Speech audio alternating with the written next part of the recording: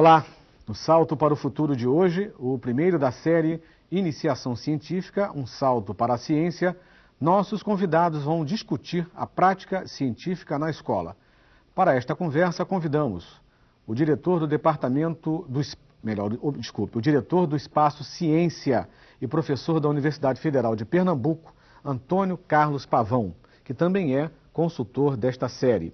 O professor da Universidade Federal do Rio de Janeiro, Leopoldo de Meis, e a pesquisadora do Centro de Pesquisas René Rachou, da Fundação Oswaldo Cruz, Virginia Shaw. Contamos também com a participação do professor Antônio Machado, direto do Maranhão. Participe você também do Salto para o Futuro. Divulgar o universo científico. É com este objetivo que o Instituto de Bioquímica Médica da Universidade Federal do Rio de Janeiro oferece um curso de férias para professores e alunos da rede pública de ensino médio. Um projeto que começou na década de 80 e já se expandiu para diversas universidades do país. O curso de iniciação científica para professores e alunos do ensino médio acontece durante as férias escolares. O programa começa com as professoras de colégios públicos. Elas vêm para cá e durante uma semana trabalham com nossos pós-graduados, com orientação de professores, executando experimentos. Na segunda semana, as professoras passam a ter atividades paralelas. Uma delas é assistindo palestras de cientistas, nos convidamos, aprofundar-se em temas e leituras. E nessa segunda semana vem os meninos de colégio, e aí a parte experimental se repete com o nosso estudante de pós-graduação. Os meninos planejam os experimentos, eles executam os experimentos que eles gostariam de ver realizados. Os alunos que se destacam no curso são convidados a continuar frequentando o laboratório durante todo o ano. No curso de férias que eu vim ver como era a ciência. Uma ciência questionadora, uma ciência crítica, uma ciência que busca comos e porquês. Hoje, Andresa acompanha o trabalho da bióloga Ana Paula, uma aluna de doutorado que orienta os alunos do curso de iniciação científica. Quem faz, na verdade, o curso são os alunos. Eles propõem, eles elaboram os experimentos, eles tiram as conclusões. E a nossa função no curso é perguntar por quê. Mas por que isso? Mas por que aquilo? Entendeu? Porque aí eles já vêm com o conhecimento do colégio. Ah, eu sei, eu li no livro que é por causa disso e disso. Falei, eu não estou vendo nada disso aqui, você tem que provar para mim. E aí eles vão começando a tentar redescobrir o conhecimento. A bióloga Ana Maria lembra do tempo em que veio participar do curso, quando ainda trabalhava com o ensino médio e com o ensino fundamental. Senti uma necessidade de aperfeiçoar a maneira como eu dava aula. Queria buscar alguma coisa assim diferente que eu pudesse fazer com que os alunos ficassem mais atentos. Aí eu voltei com uma postura totalmente diferente. Eu comecei a lançar perguntas para eles. Escrevia perguntas no quadro e começava a perguntar para eles. O jovem Luan foi outro aluno que se destacou. Muitos conceitos que eu tinha na cabeça, eu mudei depois que eu fiz o curso de férias. Quando a gente entra em contato, que conhece realmente como é a ciência. Hoje, Luan trabalha no projeto de pesquisa do universitário Reinaldo dos Santos, estudante de farmácia que também foi aluno do curso. Passou daquela visão de só o cientista louco, sozinho no laboratório, fazendo as coisas explodirem, mas para uma visão mais avançada do que é realmente você estar pesquisando alguma coisa, do que você está em busca de algum objetivo. Então sempre tem alguma dúvida, alguma pergunta que é relacionada ao dia a dia. Eles querem mostrar experimentalmente aquilo que eles estão vendo, o que eles estão vivendo. A produção de vídeos e livros didáticos é um outro eixo do trabalho do Instituto. Nós resolvemos pegar temas de ciência e tratar com artistas e fazer gibis, tipo gibi ilustrados, mas de boa qualidade, papel bom, bons desenhos. E esses gibis já tem dois, um deles é o método científico, outro é a primeira lei da termodinâmica. Antes de serem, são desenhados, fazemos roteiros, são desenhados, ilustrados, depois são avaliados por cientistas de diversas áreas, principalmente da especialidade, e aí são publicados. E estão distribuídos grátis nas escolas públicas. Quando se ensina ciência, há pouco material audiovisual. E normalmente esse material audiovisual é um material extremamente didático. E a ideia geral é comover as pessoas com a ciência. E necessárias para o bom desempenho de qualquer profissão. Baseados nestas observações, iniciamos em nosso departamento um projeto buscando combinar ciência e arte.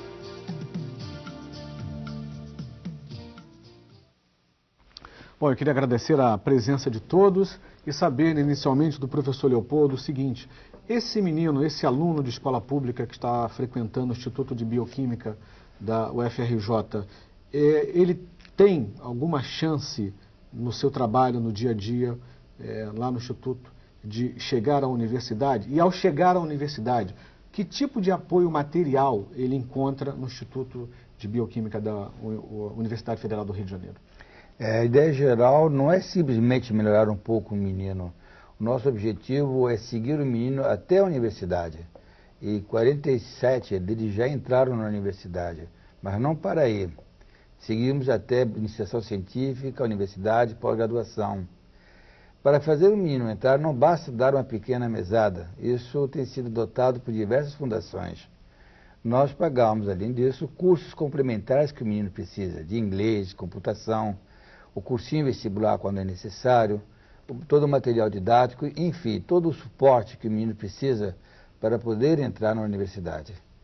Diversos deles chegaram à pós-graduação e nós temos muito orgulho de que um deles ganhou uma bolsa famosa, Pew, e está atualmente fazendo pós-doutorado na Harvard e começou, na realidade, nesses cursos de férias.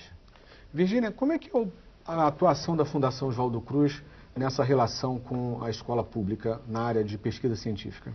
Bem, a gente começou com um programa já em 1986, né, que é um programa que tem um nome PROVOC, Programa de Vocação Científica, que também é um programa que recebe alunos do ensino médio, no sentido de dar para eles a oportunidade de vivenciarem, né, o fazer ciência dentro da Fundação Oswaldo Cruz. Esse programa também ele foi ampliado com o apoio da Fundação Vita para todas as unidades da Fiocruz no Brasil, e inclusive em Minas Gerais, que eu tive a oportunidade de estar implantando em Belo Horizonte. E é um programa que, na realidade, também tem tido grande sucesso. Embora a gente não tenha muitos recursos, como eu acho que o programa do professor ele é bem completo, porque acompanha o jovem até a pós-graduação, no nosso caso, nós temos a oportunidade de trazer esse menino para a Fundação Oswaldo Cruz. Ele vivencia, ele escolhe um projeto, desenvolve um projeto junto do seu orientador e temos tido também muito sucesso. Assim, nós percebemos que a maioria deles, desde a primeira turma, vão para a iniciação científica. Também já tem vários meninos com prêmios assim destacados de ciência. São outros, eu acho também que é um programa de inclusão social, porque temos muitos meninos que são de escola pública que jamais teriam chance de frequentar um laboratório de ciência e não tinham perspectiva de seguir para a graduação. Então eu acho que hoje nós temos também vários meninos que conseguiram ir para as escolas federais, né, que são as escolas gratuitas, e meninos que não tinham condição realmente de prosseguir. Então eu acho que além disso é um programa que faz com que esses meninos pensem de uma maneira questionadora, e daí o vínculo entre estar formando para a ciência e também para a cidadania, né? Que eu acho que isso é assim, as duas coisas importantes na formação, que são meninos questionadores, né, em todos os sentidos. Pavão, você também vem com uma experiência muito importante nessa relação da escola pública, da escola de ensino médio, ensino fundamental, na relação com a universidade. Mas o que a universidade ganha com isso? Como é que você observa o ganho da universidade nessa relação com a escola pública, principalmente na área de ciência e tecnologia? Eu acho que a universidade ganha muito. É importante destacar nesse trabalho que foi iniciado com o professor Leopoldo Demez, no final da década de 80, e que hoje já atinge 10 universidades no país, é essa responsabilidade que a universidade tem com a melhoria do ensino médio, ensino fundamental. Então, e também ele oferece uma oportunidade para a escola interagir com a universidade. Nós sabemos que é difícil, a escola em geral é isolada, não tem... O professor que se formou numa faculdade, numa universidade, ele tem pouca oportunidade de voltar à universidade. Então esse é um projeto que permite isso. Então essa via de mão dupla. E na universidade a gente reclama muito que chega lá os alunos mal preparados, que de baixo nível, não sei o quê. Então é uma responsabilidade que temos de procurar interferir nesse processo e melhorar esses programas de formação de professores e de alunos. Ok, vamos à pergunta da Maria José, direto do Maranhão. Olá, Maria José. Olá, sou Maria José Barreto, do Teleposto de Bacabal, Maranhão. Qual seria a forma mais prazerosa para trabalhar o ensino de ciência e produção científica na escola? Boa noite e obrigada. Ok, Maria José, muito obrigado pela sua participação. Professor Leopoldo, essa forma prazerosa inclui somente equipamentos, ferramentas, precisa ter laboratório, como é que é isso? Essa questão é muito boa. Na realidade, a maior parte das vezes, muitas vezes, isso é chato dizer, o ensino de ciência é muito chato, da maneira como é dada. E essa tem sido a nossa preocupação, porque a ciência não é chata, é muito agradável. E para isso começamos a trabalhar junto com artistas, fazendo vídeos, e vídeos artísticos, em que o tema é tratado de uma maneira usando o audiovisual, e não é só explicando como funciona, combinado com cenas bastante lúdicas. Já conseguimos fazer 2 livros, 2 DVDs, chamamos a série Educação, Ensinando Ciência com Arte, volume 1 e 2. Papel destacado, os jovens brilhantes da Escola de Belas Artes, o Dilcênio Rangel, o Dourado, e esses DVDs são distribuídos grátis para as escolas públicas. Basta escrever, mandar uma pequena carta, informando que é professora pública, a escola, e nós enviamos. Falta material para isso em todos os lugares. Eu concordo plenamente com você a respeito de uma maneira lúdica. O material que é oferecido normalmente na escola não é de boa qualidade. Nós fazemos também esses livros ilustrados, um deles o método científico. Professor, e o outro... você poderia mostrar melhor para a câmera? Claro. Isso, assim. O método científico, que é baseado na velha história dos gibis, dos almanaques, que eram tão bonitos, todos eles ilustrados com alta qualidade. Isso foi ilustrado por Dilcênio Rangel. Esse está já na 3ª edição, cada edição de 4.000 exemplares, 10.000 distribuídos. Basta escrever que nós mandamos de graça. Só paga o transporte. Tá bom, professor. Temos agora a pergunta da Ciseni de Goiás. Olá, Ciseni. Olá, boa noite. Eu falo da TV Escola de Anápolis, Goiás. Estimular os alunos a perguntar sempre e a buscar as possíveis respostas é incentivar o aluno a ser problematizador. Nós, professores, temos dificuldades para trabalhar dessa forma. Gostaria de saber o que fazer para mudar os velhos paradigmas de que o professor deve saber todas as respostas e as questões dos alunos. Boa noite e obrigada. Muito obrigado, Ciseni. Virgínia, procede essa preocupação da Ciseni? Com certeza. Eu acho que aí ela colocou o problema no lugar certo, né? O professor problematizador. Eu acho que a gente realmente precisa de uma escola onde você coloca questões, né? Esse professor que estimula o seu aluno a fazer perguntas, estimula que os seus alunos troquem entre si também, o diálogo entre eles, né? Ele tem ouvido para esse aluno, ele não apenas fala para ele, mas ouve e faz com que todos sejam ouvidos e sejam, vamos dizer, troquem, né?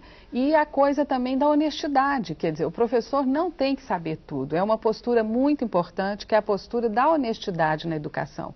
De dizer que muitas vezes, claro, ele tem que buscar em outras fontes também para trazer respostas em um outro momento que não precisa ser aquele, na hora dele ter uma resposta pronta. Eu acho que essa é a tônica, quer dizer, uma educação problematizadora e uma atitude de proximidade do mestre com o seu aluno. Porque esse mestre próximo que compartilha, que troca, que mostra também a sua questão, né, que também ele pergunta às vezes e que também tem que buscar na literatura, nas fontes, eu acho que essa é a grande assim, diferença de uma educação que seja uma educação compartilhada, construída com, né, junto.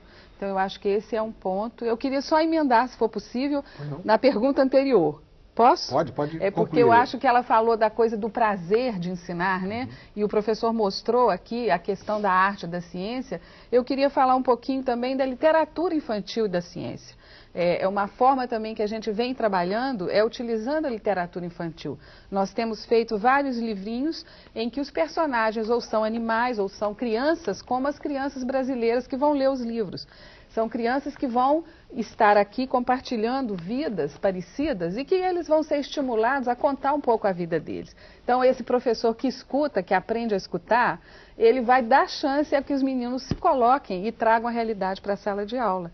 Que eu acho que aí é que fica bonito, gostoso você trabalhar, não é, contextualizando o saber. Mônica, tem perguntas? Eu tenho a pergunta da Caterine Seixas, de Anápolis, Goiás. Formar cientistas, sim, mas o propósito educacional, antes de tudo, deve ser contemplar a formação dos cidadãos, indivíduos aptos a tomar decisões e estabelecer os julgamentos sociais necessários ao século XXI. Ela pergunta como formar esses cientistas se nossas escolas mal têm livro didático para que possamos ter os primeiros contatos com os experimentos. Pavão, é uma realidade, né? Mas ao se constatar essa realidade, precisamos também encontrar saídas, soluções, ir à luta, né? Vamos colocar dessa maneira. Perfeito. Eu queria destacar o aspecto que fazer ciência é começar perguntando. Então, no vídeo nós vimos, eu acho que a gente deve estimular os nossos alunos a fazer a seguinte pergunta: por quê? Porque perguntar por que de tudo. E existem várias questões que vão nos levar a construir conhecimentos bastante profundos em ciência. Agora, pergunta aqui para esse cientista que temos aqui do lado, o Leopoldo Demeis, ele também é ignorante na maioria das coisas. A maior parte das coisas. Não sabe de nada ele. Então, a gente tem que perder essa postura de que o professor, como disse a Virgínia, o professor tem que responder tudo, tem que saber de tudo. Isso aí está nos livros, está na internet, quem tem internet, eu sei que... Mas o importante é perguntar, sobretudo perguntar. Quer dizer, oferecer respostas, sim, deveremos buscar, claro, buscar respostas, mas gerar indagação. Essa é a questão central. E eu também reconheço, todos nós sabemos, que as escolas não dispõem de laboratórios. Mas laboratório, não basta esse mundo, isso aqui é um laboratório? Estão perguntando, aqui é um laboratório? Mas, claro, já preparei alguma coisinha aqui, mas uma experiência simples que a gente pode fazer. Se eu colocar o conteúdo dessa taça nessa outra, o que vai acontecer? Vai sobrar. É uma pergunta, o que vai acontecer? O quê? Só tem um jeito de saber. Só tem um jeito de saber. Mas eu diria assim que um cientista, ou alguém para ser prudente, diria assim, pode acontecer 3 coisas. Ou não vai encher, ou vai transbordar. Tá certo. São 3 alternativas. Tá certo. Né? E como você disse, a resposta está na experiência. Aí a gente faz a experiência.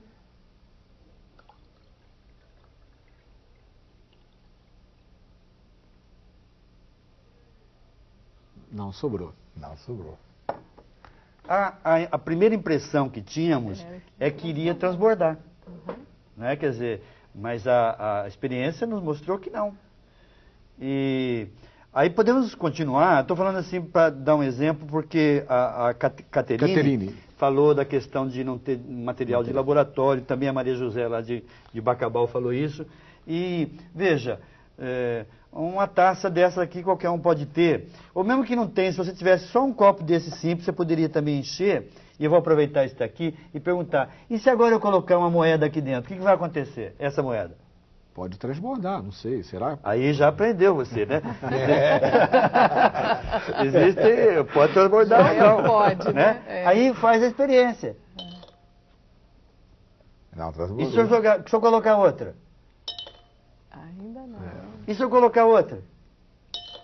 Está acabando meu dinheiro aqui, é o último. Se eu colocar outra? Uau, como cabe? O que tem mais para colocar aqui? Então, bom, aqui você pode explorar, a primeira questão era a questão do volume, né? Quer dizer, o volume é base vezes altura. Antes eu tinha uma base pequena e uma altura grande. E tinha sobrando uma base grande e uma altura pequena. Mas o volume era o mesmo. Você quer testar mais? Isso aqui eu costumo ganhar dinheiro quando eu faço isso, vou ficar apostando com as pessoas. Mais outra. O dinheiro que cai dentro tudo não meu. E isso aqui é a questão da tensão superficial. Acho que todos já observamos uma formiga andando na superfície da água sem afundar. Então, porque, na verdade, vai formando uma película aqui em cima, que a gente chama de tensão superficial. Isso vai ficando cada vez mais abaulado. Uma hora, quando você colocar aí, pelo que eu estou vendo aqui, dá para colocar mais umas 10 moedas aí. Aí, uma hora, bom, eu vou deixar a experiência para vocês fazerem. Tá bom. Mas eu só quero ilustrar com isso que não precisamos de material sofisticado para fazer ciência. E para fazer ciência, não é descobrir a estrutura do DNA, não sei o quê, do atômica, não sei o quê. Às vezes, uma questão simples dessa aqui está carregada de conceitos científicos. Mônica? O e-mail vem dos cursistas de Anápolis, em Goiás. Reforçar a interação da escola com as famílias e a comunidade, enfatizando temas atuais, objetos de debate na sociedade, estabelecendo relações entre o conhecimento científico e o exercício da cidadania.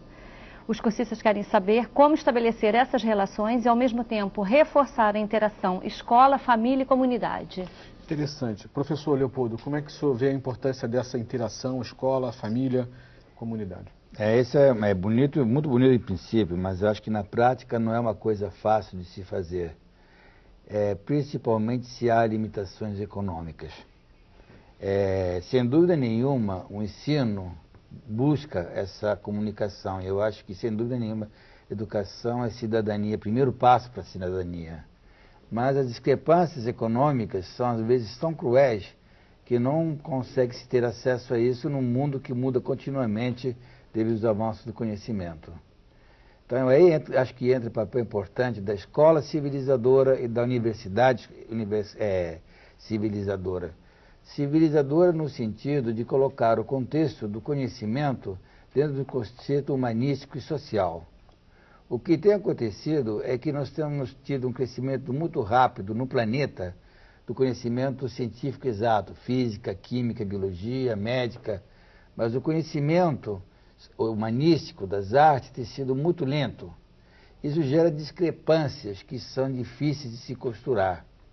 Então, no meu entender, qualquer ensino tem que ser civilizador, não só informativo, mas formativo, na qual a formação está na associação da ciência com a dignidade humana. Bem, vamos conhecer no próximo bloco o curso de iniciação científica da Universidade Federal de Pernambuco. Saldo para o Futuro volta em instantes. No primeiro vídeo do programa, conhecemos um projeto de iniciação científica promovido para professores e alunos do ensino médio no Instituto de Bioquímica Médica da Universidade Federal do Rio de Janeiro. Agora, vamos ver como o Departamento de Química Fundamental da Universidade Federal de Pernambuco abraçou esta ideia. Na Universidade Federal de Pernambuco, do Departamento de Química Fundamental, alunos e professores do ensino médio se encontram durante um curso de férias. As aulas fazem parte do projeto Interação, Ciência e Educação. Inicialmente, tem um tema onde eles formulam várias questões sobre esse tema, que no caso nosso é Química na Cozinha. E daí, todas essas questões, eles tentam responder através de experimentos. Esses experimentos são propostos por ele. Nós, professores, monitores, procuramos auxiliar em material, em discutir, mas a ideia principal é justamente essa, que eles mesmos possam trazer os experimentos para tentar responder os questionamentos deles. E os questionamentos dos alunos sobre o tema Química na Cozinha marcam o início dos trabalhos. Por que o leite derrama quando ferve? Por que a maçã, após ser cortada, escurece? É verdade que o limão retira o cheiro do peixe? O professor do Departamento de Química explica que a curiosidade é essencial para o trabalho do cientista. Depois de fazer muitas perguntas, ele deve levantar algumas hipóteses para tentar achar respostas. A prática vai nos dizer se uma dada hipótese é verdadeira ou não. E por falar em prática, lá estão alunos e professores envolvidos com seus experimentos no laboratório do Departamento de Química da universidade. Na prática, você aprende a querer buscar o porquê das coisas. O trabalho com método científico desenvolve o espírito investigativo dos alunos. O método científico ele pode ser aplicado em diversas áreas do conhecimento. Ter um questionamento, propor hipóteses, tentar comprovar essas hipóteses e, por fim, formular uma teoria, isso pode ser aplicado em qualquer área do conhecimento, né? O método científico ele não é restrito às ciências exatas. Uma das propostas de conclusão do curso é apresentar alguns conhecimentos científicos de maneira divertida. Um dos objetivos, né, é que o método científico, né, ele seja aplicado, né, na escola. A mesma metodologia que foi utilizada aqui, eu utilizo com meus alunos. Mando eles formular as perguntas. E essa metodologia, né, junto com o professor Pavão e todos, né, do grupo, ela possibilita a gente chegar na escola e interagir com a química do cotidiano, uma química onde existe um laboratório imenso na própria casa. Para alguns alunos, o projeto permitiu outras descobertas. Primeiro, a mensagem que esse curso traz é de que você tem que ir buscar o conhecimento. E mudou totalmente a minha vida. Hoje em dia eu tenho uma visão, almejo a faculdade. Antes eu não tinha uma visão de querer chegar na faculdade, pensava em terminar o segundo grau e procurar um emprego, e fazer um curso profissionalizante. Hoje em dia eu saio do meu colégio, meus professores têm orgulho de mim porque eu fui escolhido, e eu almejo chegar na faculdade e quem sabe até ser um deles, um doutorando.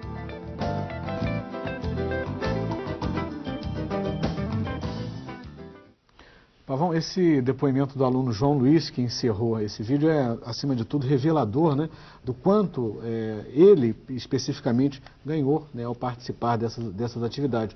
Se a gente for extrapolar isso, levar isso para uma realidade maior, levando em consideração o tempo que você já desenvolve, passa a ser um orgulho, né, ter isso como relato de um aluno e você que está com você no dia a dia, né?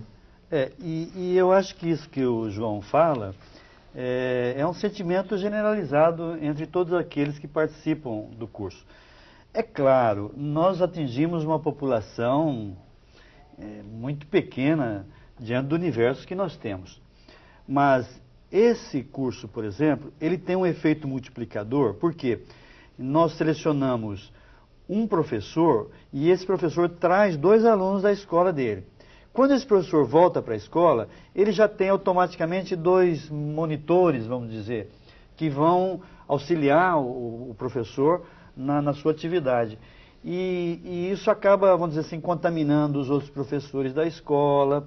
Nós também estimulamos a criação de uma rede. Todos os professores que participam são de diferentes escolas. Depois tem um programa continuado de reunir cada escola, por exemplo, programa por mês uma atividade e chama as escolas vizinhas para participar. Então, você estabelece uma rede.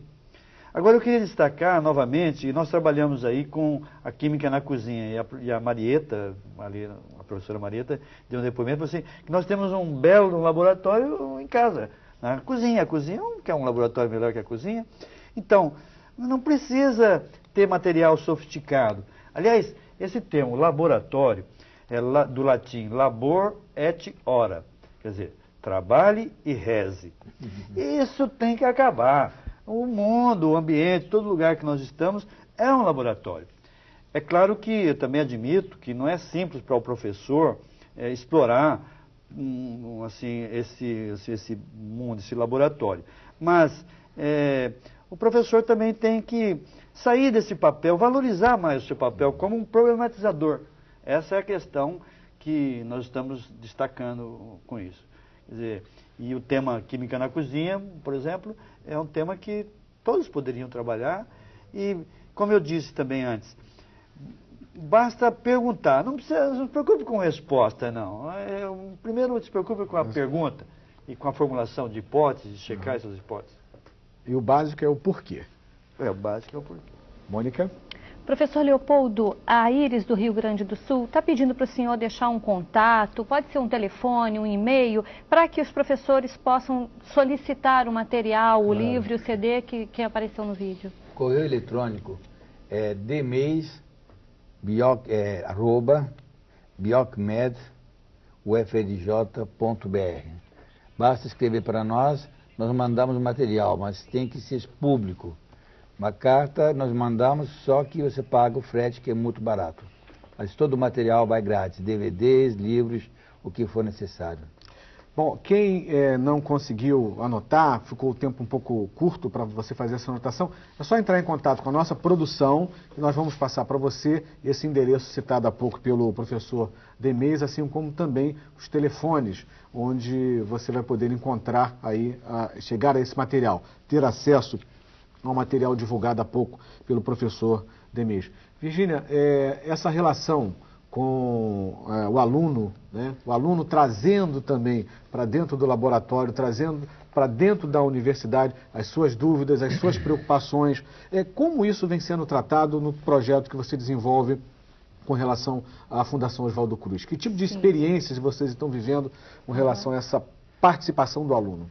Sim, a gente tem projetos, na verdade, de estimular projetos dentro da escola.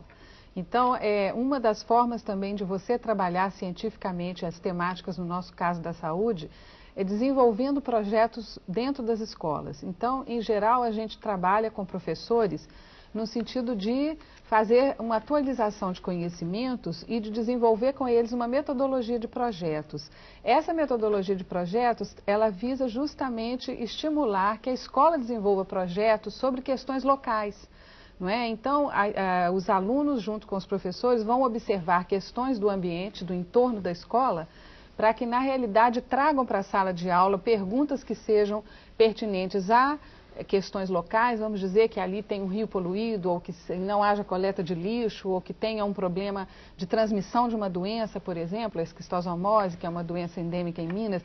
Esses problemas vêm para a sala de aula, vão ser investigados em conjunto e vão ser trabalhados através de projetos. E cada turminha é estimulada a desenvolver um projeto e, numa feira de ciências, apresentar o projeto para as famílias, de modo que as famílias também são integradas ao ambiente escolar, para realmente compartilhar desse saber que os filhos estão construindo.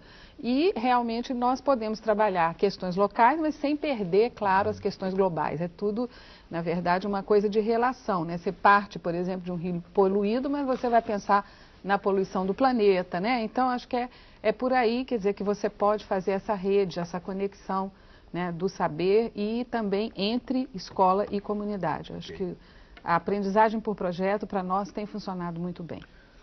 Vamos agora à pergunta do professor Antônio Machado, direto do Maranhão. Nós sabemos que a ciência ela está ao alcance de todos. E, por esse fato, nós podemos também ver que, como o planeta está morrendo por falta de alimentos, e nós temos muito, mas que sua maioria vai ao lixo. Eu queria ver, assim, como, usando a ciência, nós poderíamos fazer essa recuperação, esse reaproveitamento alimentar, de maneira que tanto ganha a comunidade como o próprio planeta. Perfeito, professor Antônio Machado. Eu vou pedir para o professor Pavão responder essa questão. Ele que tem esse projeto também ligado à Química na Cozinha, pode até servir, ser útil, né, para responder essa pergunta do professor Antônio Machado.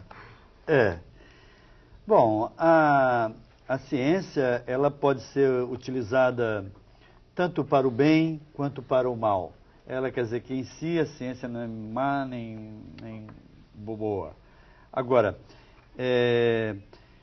essa questão específica da falta de alimentos não é, Antônio, necessariamente uma questão já científica. Existe a questão política que, no fim, que eu acho que determina o fato de que por que o brasileiro, nós que vivemos nesse celeiro aqui, nesse país aqui enorme, com terras que são cultiváveis durante todo o ano, por que tem gente passando fome? Então, acho que não é um problema aí diretamente, vamos dizer, de tecnologia, de ciência. Esse problema já está resolvido. Ainda nós temos que resolver, temos que fazer uma transformação social em que a ciência seja utilizada em favor da melhoria das condições de vida da população. Agora, acho que localmente também podemos desenvolver algumas atividades que que resultem em benefícios para a população. Por exemplo, lá em Pernambuco, nós temos desenvolvido atividades, cursos, que permitem que as pessoas depois, vamos dizer assim, resolvam parte dos seus problemas econômicos. No caso específico de alimentação, nós temos trabalhado com a recuperação de ambientes de manguezal, que permite que o pescador, que hoje tem que ir muito distante para buscar o seu peixe, que ele busque o peixe ali perto, ou que cate o caranguejo ali perto. Então, essa é uma atividade que tem sido desenvolvida através do nosso Museu de Ciência, lá de Pernambuco, através de escolas e através de diversas organizações que trabalham com comunidades. Então, Antônio, eu acho que localmente, se você pensar aí qual o problema específico que vocês têm aí no Maranhão, não sei como vocês vão explorar aí as palmeiras daí do Maranhão, como é o nome mesmo da... Lençóis. Não, sim, o babaçu, né? O babaçu, que já sei que já é muito aproveitado, né? Talvez o babaçu possa ser utilizado agora nessa onda que estamos entrando aí do biodiesel. Isso.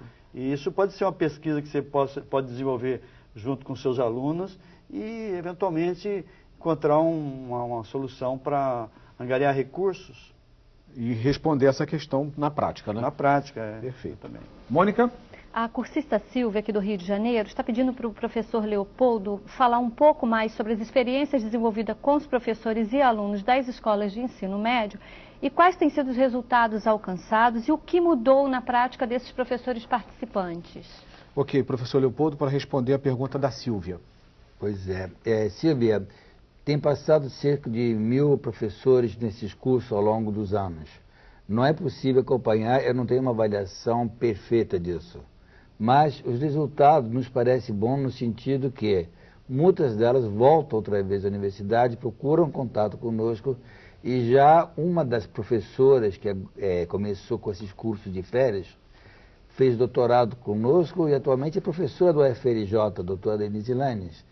Então ela foi inicialmente para programa do curso, fez universidade, fez pós-graduação conosco e agora ela se dedica exclusivamente a isso, fazendo um curso chamado Lato Sensu, em que as professoras têm um curso de 2 anos, trabalhando na parte da tarde, 2 vezes por semana, e recebem o diploma da universidade. Então, é crescer em cascata que se faz essa coisa. Agora, como você sabe, a avaliação em educação não é uma coisa simples da performance. Os relatos que nós temos são muito bonitos e emocionantes, mas isso não me dá conta do resultado real de todos os 1000 estudantes, professores que passaram por lá. Bom, vamos voltar ao Maranhão para outra participação do professor Antônio Machado. Como então nós podemos ver que a ciência trabalha ao nosso favor, preparar o cientista como um cidadão que seja responsável e não se sentir culpado? Ok, Virgínia, essa questão, queria que você respondesse. Sim. Por favor.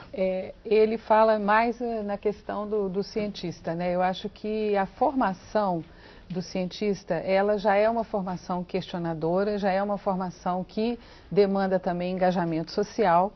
Eu acho que nós, cada vez mais, em nossos programas de formação de cientistas, estamos o tempo todo trabalhando com as pessoas nesse sentido, né? No sentido de pensar a ciência e pensar de uma forma engajada politicamente, quer dizer... Então, eu acho que é uma questão que nós, vamos dizer, o nosso compromisso é um compromisso social também. E eu acho que na formação, eu vejo, por exemplo, como coordenadora de um mestrado, doutorado, em que há uma preocupação toda de formação o tempo todo de pessoas que estejam comprometidas com a sua realidade social. Não é? Eu acho que não só na escolha das nossas temáticas de pesquisa, mas também em pensar que nós, cientistas, também estamos utilizando recursos do nosso país. Quer dizer, então esse engajamento social, ele é muito importante e acho que essa é uma preocupação hoje da maioria das pessoas. Penso que seja por aí. Ok. Mônica? A professora Marta de São Paulo diz que os alunos têm sempre muitas dúvidas e curiosidades. Ela quer saber o que é o método científico e como desenvolvê-lo em sala de aula. Ok, Pavão, por favor. Método científico, bom, primeiro temos que começar com uma pergunta. e depois tentar responder essa pergunta. Agora, eu queria só destacar o seguinte: método científico não é uma coisa linear, aquela coisa tão, assim, vamos dizer, exata como a gente às vezes encontra nos livros, que é formular uma pergunta e formular uma hipótese, testar essa hipótese, construir uma teoria. Isso não é um processo tão linear assim. Hoje nós sabemos que a própria observação não é tão objetiva. O observador, ele interage com o objeto de observação e modifica aquele objeto e se modifica também. Bem, então precisamos entender o método científico de uma forma mais, eu diria, dialética, uma forma mais dinâmica também. Agora, o método científico, ele tem, assim, é um caminho que você tem para construir o conhecimento. E ele não necessariamente te leva a uma resposta que é correta. E é esse o ponto que o professor deve explorar. O professor deve perder essa preocupação de que ele tem que dar uma resposta correta. O correta é aquela que está no livro, ou que está registrada em algum canto, uma biblioteca. Mas o professor tem que gerar aquilo, como eu já disse, a indagação, a curiosidade, e tem que estimular também o prazer. O prazer tem que ser tudo. Quando eu fiz essa experiência aqui, a gente deu umas risadinhas aqui, né, uma coisa assim. E então essa questão do prazer, isso daí estimula a curiosidade, mostra que a ciência pode trazer assim muitos benefícios em vários aspectos. O que o Antônio queria lá também quer, e nós todos queremos, de benefício social, benefício econômico, melhorar as condições de vida das pessoas e melhorar também o nosso espírito de curioso que nós somos. Então tem que ser isso. Método científico é isso. Vamos virar todo mundo curioso, perguntar. Professor Leopoldo, essa questão que envolve a realização através da pesquisa científica e tecnológica de um melhor ser humano, de uma pessoa melhor preparada, de um ser humano mais feliz, conforme até colocou na sua pergunta o Antônio Machado, lá do Maranhão, preocupado com a produção de alimentos. Ele tocou num assunto muito importante, né? Só tem um detalhamento curioso, que é a produção científica hoje no mundo, né? Que está concentrada Estados Unidos, Europa e Japão, né? E os demais países são consumidores, inclusive o Brasil. Claro. A ciência começou, na realidade, organizada por volta do século XVII, mas cresceu rápido em poucos países, da Europa, Estados Unidos, Japão. A maior parte dos países começou muito mais tarde, como no caso do Brasil, que na prática realmente começou em 1900 com Walter Oswaldo Cruz. Então, uma defasagem de tempo. O resultado é que a ciência está concentrada em pedaços do planeta. Então, cerca de 70%, 80% do conhecimento gerado a cada ano está concentrado em países que representam 14% da população total do planeta. Os outros 20% da produção de conhecimentos novos está nos outros 86%. Há uma diferença também, é que os países que começaram com a ciência, que têm a mais longa tradição, esses 14%, aprenderam a controlar as suas populações, e o resultado é que a população de jovens é pequena. Então, de um lado, nós temos poucos jovens e muitos cientistas. E os países em via de desenvolvimento, como o nosso caso, nós somos países de consumidores de conhecimento. Então, na hora que nós ligamos a televisão, usamos um satélite, estamos pagando por conhecimento. Vamos na farmácia, estamos pagando por conhecimento. Isso é 86% do planeta, que produz pouca ciência. Mas nós somos responsáveis para a vasta maioria dos jovens do planeta. Então, essa simetria, muito cientista, poucos jovens, e muitos jovens e muito poucos científicos, traz um problema que não é só do Brasil, é um problema planetário. E talvez nós devemos lembrar que sim, somos brasileiros fundamentais, mas acima de tudo nós somos todos uma espécie animal que se chama Homo sapiens sapiens. E a ciência, assim, está ameaçada. Muito bem, no próximo bloco, os nossos convidados fazem um balanço do debate de hoje sobre a prática científica nas escolas. Até já.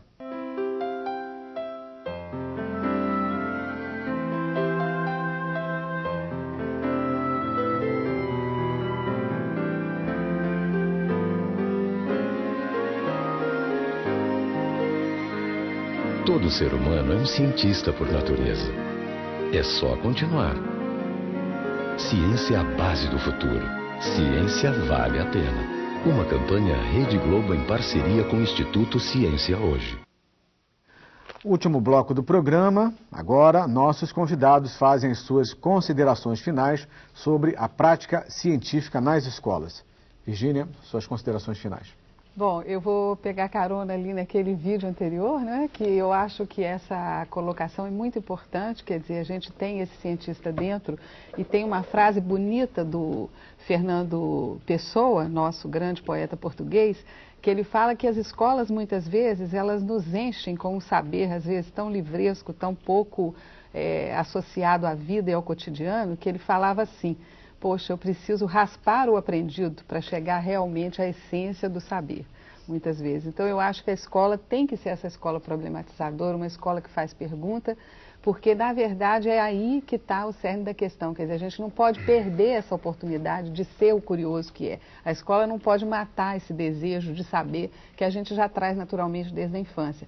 Ela tem o dever de estar estimulando esse desejo de saber, esse desejo de aprender aprendendo o tempo todo, não é? E na verdade, compromisso com a nossa realidade, que eu diria que é um compromisso socioecológico, um compromisso com a nossa realidade local, mas ecológica também, no sentido de sobrevida do planeta. Então, eu vejo que é uma atitude de investigação e uma atitude de compromisso social, de responsabilidade, uma atitude também política.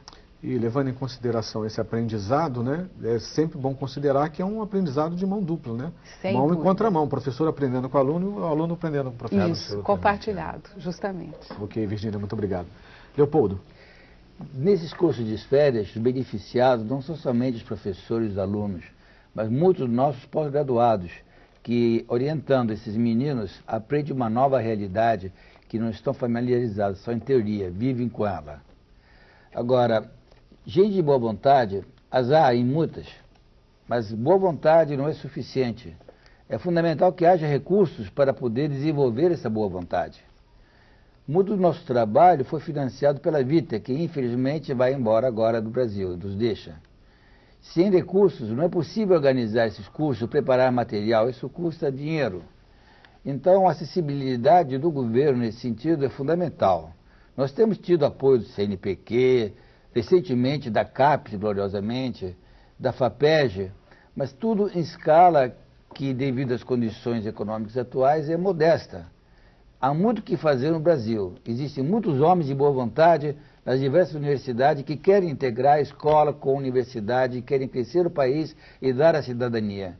Mas muitas dessas atividades necessitam de recursos e é necessário torná-los disponíveis. E esse apelo, né, mais do que tudo, é importante numa hora em que a Vita está saindo do Brasil, foi a informação que o senhor trouxe. Exato. Mas também, né, pode ter apoio até de iniciativa pessoal, né? Nos Estados Unidos tem muito isso, né? Doação pessoal para ciência e tecnologia, né, professor?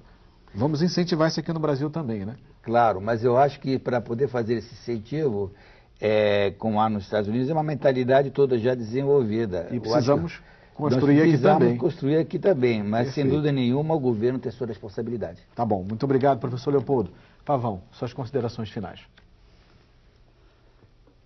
Por que o Brasil é campeão mundial de futebol? Embora ontem tenha levado uma chumbada.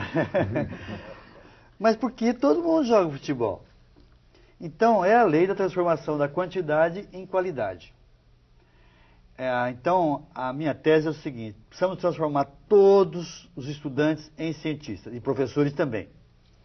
Então, estudante e professor são cientistas também. Vamos acabar com esse negócio de cientistas, somos só nós lá no nosso laboratório. O professor e o estudante também é um cientista, ele tem muita coisa a descobrir, e ele pode descobrir muito mais coisas ainda, e coisas que podem servir de solução para os diversos problemas do país. Eu quero dizer, como consultor desta série, que nós aqui não esgotamos, claro, achamos muito pouco tempo para discutir essa questão. Mas nós teremos essa semana vários outros exemplos que poderão ser aproveitados por vocês, cursistas das telesalas, e por todo mundo, e porque isso se estende também a famílias, e como trabalhar com a ciência na escola. Então nós vamos ter, por exemplo, um programa específico dedicado ao laboratório de ciências. Vamos ter um outro voltado para feiras de ciência, que é uma questão... O José Reis, o grande divulgador de ciência no Brasil, dizia que a feira de ciência é uma revolução pedagógica. Vamos falar sobre também os diversos materiais didáticos na escola. E vamos terminar com a questão da moda hoje, que é a divulgação científica. Perfeito, Pavão, muito obrigado. Bem, antes de encerrar o debate, eu quero lembrar que nesta terça-feira, no programa Sala de Professor da TV Escola, Valmir Tomasi discute com seus convidados o vídeo Sêneca e Ira, um debate sobre filosofia que vai contar com a participação de professores de história em inglês. Vale a pena conferir. Por hoje é só. Eu quero agradecer as presenças do Antônio Carlos Pavão, diretor do Espaço Ciência e professor da Universidade Federal de Pernambuco e consultor desta série. Do Leopoldo de Meis, professor da Universidade Federal do Rio de Janeiro, e da Virgínia Shaw, do Centro de Pesquisas René Rachou, da Fundação Oswaldo Cruz. Eu agradeço também ao professor Antônio Machado, que participou direto do estado do Maranhão. No Salto para o Futuro de amanhã, vamos falar sobre o conceito de laboratório de ciências.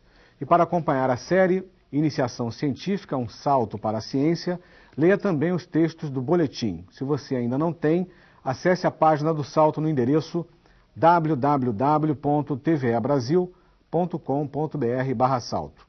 Fique agora com o depoimento do professor José Israel Vargas sobre a importância da ciência para a sociedade. Israel Vargas foi ministro da Ciência e Tecnologia e faz parte da Academia Brasileira de Ciências e também da ONG Viter, de apoio à cultura. A ciência é essencial, como eu dizia anteriormente, para o desenvolvimento da racionalidade e logo da compreensão entre os povos, da paz entre os indivíduos e os povos. Esse é um papel importante da ciência, o respeito e a promoção da verdade, o respeito do ponto de vista do próximo, faz parte, é essencial da contribuição da ciência para a humanidade. É claro que ela tem uma dupla face, ela pode ser usada tanto para o bem quanto para o mal, dependendo naturalmente do que decide a sociedade como um todo. Daí é o componente ético extremamente importante também na educação científica, que não pode ser esquecido.